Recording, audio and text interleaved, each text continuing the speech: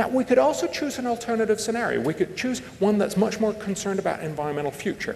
It'll be one where we'll have less sea level rise. We'll have about 1/3 less sea level rise, only about 2/3 of a foot of sea level rise.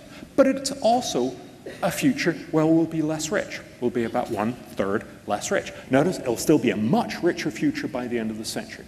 Now, my very simple question is, if we engage in trying to go for the environmental future instead of the economic future, at least it means that there'll be less sea level rise. Wouldn't that be better for Bangladeshis?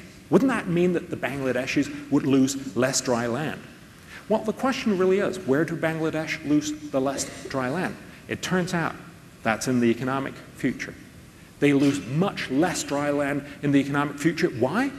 Because it's not just about sea level rise, it's also about how rich you are. And it turns out that the fact that they're much richer also means that they can deal much better with the increasing sea level rise.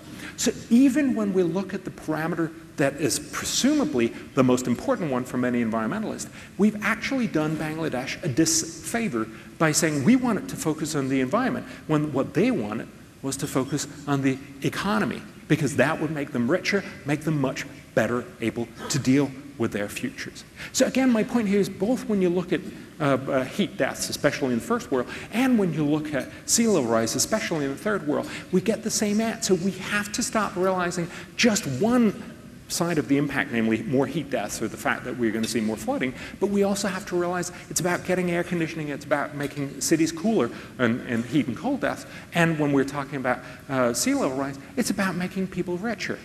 So again, we come back to saying there's something fundamentally wrong about this very one-dimensional view of saying it's all about cutting carbon emissions.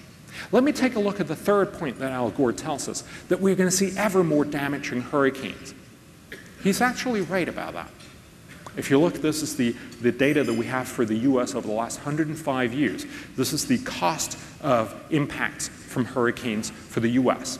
And what you're essentially seeing is a dramatic increase. Obviously, the 2004 and 2005 with Hurricane Katrina is huge. Notice this is Hurricane Andrew in 1992. You remember that was the biggest one before? Totally dwarfed by 2004, 2005. Incidentally, you might want to know that there were almost zero in 2006 and 2007, but it still doesn't reject the fact that there is a dramatic increase. Al Gore's absolutely right about that. The problem is this has very little to do with global warming. It has everything to do with demographics. Basically, a lot more people live very close to where hurricanes hit. Because when hurricanes don't hit, it's a really nice place to live, right? If you look at the US population, it's quadrupled over the last 100 years. But the Florida coastal population increased 50-fold in the same period. So it's not surprising there's a lot more people to be damaged. At the same time, of course, we also have a situation where many more people have much more stuff to be damaged. So it's not very surprising that even though it would just be the same amount of hurricanes hitting, we would see much more damage. Actually, some researchers then said, what would have happened if all US hurricanes over the last 105 years had hit the US as it looks today in 2007? This is what they came up with, a very different picture. It actually turns out that the most damaging hurricane ever in the US would have been the Great Miami Hurricane in 1926, much more damaging than Hurricane Katrina. It tore right through downtown Miami. It actually killed more people than were killed in Hurricane Katrina. But of course, there was nothing to damage back then. It was all sheds. That's not entirely true, but you get the point, right? The idea here is to say, this is obviously indicating that we are misunderstanding the main point here. The second most damaging would be the Great Galveston Hurricane of 1900, which tore right through Galveston. It was actually the most damaging hurricane in US history, killing about 15,000 people. About 10 times as many as died in Hurricane Katrina. But again, there's nothing to damage of material worth back then. So what we're essentially seeing is more people with more stuff. It's not that hurricanes get more ferocious. Now, there's some arguments, there's theoretical arguments that hurricanes will actually get more damaging from climate change. But let's just take a look at some of the reasonable worst-case scenarios and look at till 2050 and say, well, how much more damage are we going to see from climate change? Well, it turns out that we will probably see about 10% more damage from climate change by mid-century. That means if we could entirely avoid climate change, we could cut about 10% of the increase. Now, that'd be good. I'd certainly like to see that. If we do the Kyoto Protocol, we could probably cut about half a percentage point from that. But what we are failing to realize is that the social factors, the fact that more people with more stuff are going to be closer to harm's way, is actually going to increase damages about 500% in the same time frame. Again, isn't it curious that we're only focused on dealing with this one that we can do something about very poorly at very high cost, whereas nobody has a conversation about how we can deal with a 500% increase. If we actually want, and presumably that's what we want, help people in 2050 not being damaged by hurricanes, why is it we're focused on the most expensive way to help people the least? Very few people actually have a conversation. This is one of the places where I think you could make a big difference. How would we reduce this? Well, of course, it's about, for instance, stopping insurance, subsidizing insurance in Florida, which is essentially encouraging people to build irresponsibly. It's about having better insurance codes. It's also about, building codes. It's also about having better policing of building codes. It's about having better wetlands in front of Louisiana. And obviously, it's about having better levees around New Orleans.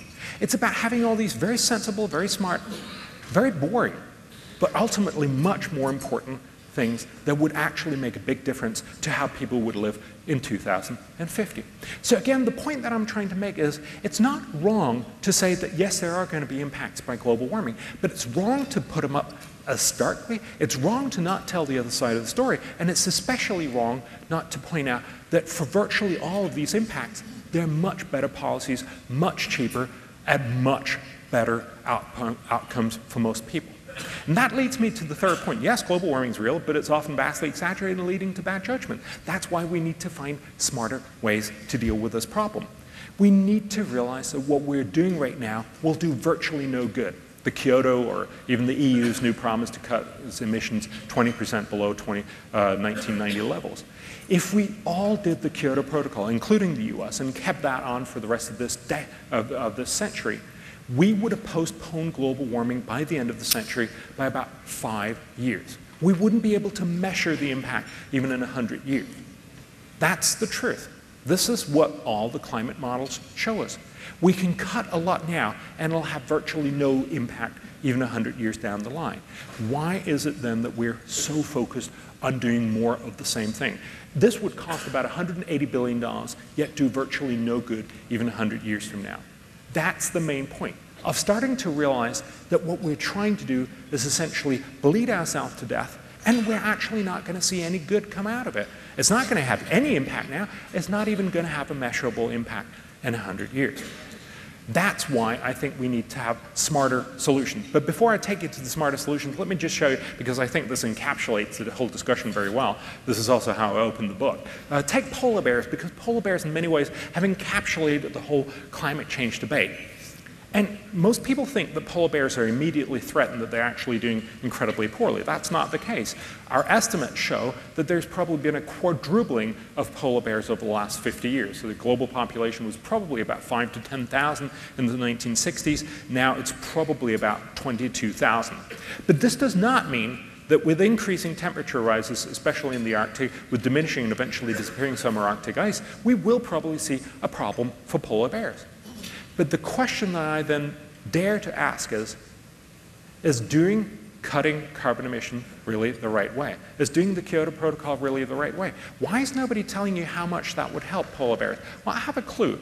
It's probably because it doesn't sound very good. It turns out if you do the numbers, if we did the Kyoto Protocol, if everybody did the Kyoto Protocol, we could save 1 polar bear every year.